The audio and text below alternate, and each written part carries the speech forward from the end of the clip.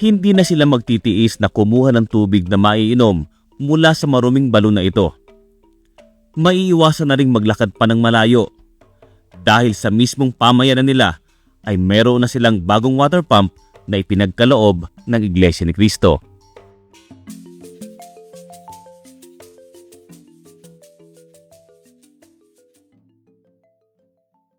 Dito sa Infoma Village sa Minchinji, Malawi ay kilometro nilalakad ng mga residente para makakuha ng tubig na mainom at mga gamit sa gawaing bahay. At isa lang ang kanilang pinagkukunan ng tubig, ang deep well na ito.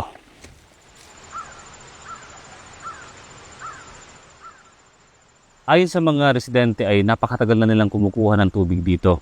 Sa panahon pa ng mga lolo nila, ng mga nauna pa sa kanilang naninirahan sa dakong ito.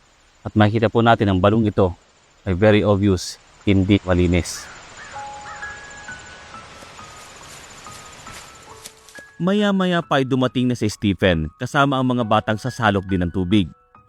3 kilometro ang nilakad nila para makarating dito.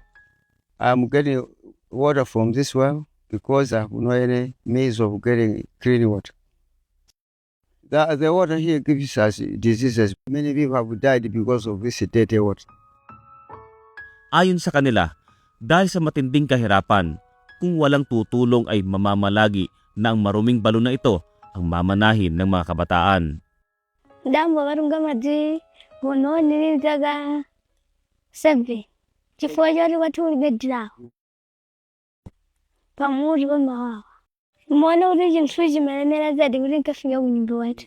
Ang ganitong kalagayan ay karaniwang makikita lalo na sa malalayong village dito sa Malawi na siyang pang-4 na pinakamahirap na bansa sa buong mundo. Mula sa Lilongwe na siyang kapital ng bansa ay 2 oras ang aming nilakbay patungo sa liblib na komunidad na ito. Kaya laking gulat ng mga residente kung papaano nakarating dito ang paglingap ng Iglesia ni Cristo. Komalelo lifendi binange kwene ndinosangala kwambiri ndikofunika kwambiri fuwa baba nandira madzi aukhondo opanda nyasi pano pano kumwa madzi aukhondo kwambiri. The water pump projects of the church administration here in Africa received a very warm welcome from everybody. And because there's so much demand and good response from the community, the church administration decided to build more pumps to deliver clean and potable water to the community. Nang mabalitaan ang isasagawang inaugurasyon ng water pump sa dakong ito, maagang dumating ang mga village chief kasama ang ilang mga nangunguna sa Mchinji District. Itinuturing nilang espesyal na okasyon ang pagkakaroon ng kauna-unahang water pump sa kanilang village. Why are the people here wearing their best suit? Because, when God has blessed you, you can manage to have anything. Because God cannot fail. Ang aktibidad na ito ay pinangunahan ni kapatid na Raymond Brere, ang tagapangasiwa ng Distrito Eklesiastiko ng Southeastern Africa. This is in obedience to the command of God that whenever we possibly can, we must help or do good to those who are in need.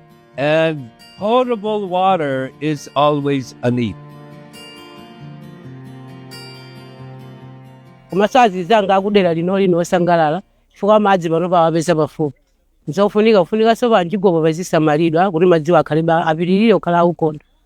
Koma chifukwa chokubwera kwa madzi awa tili anthu osangalala kwambiri ndipo ndife anthu okondwa tili ndi chisangalalo chachikulu kwambiri tikuchitosowa kuti tisangalala bwanji.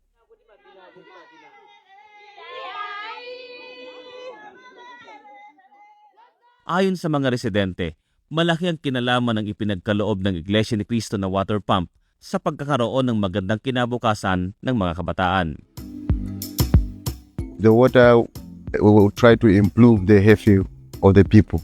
The government will not spend much of the time to treat diseases which come because of contaminated water.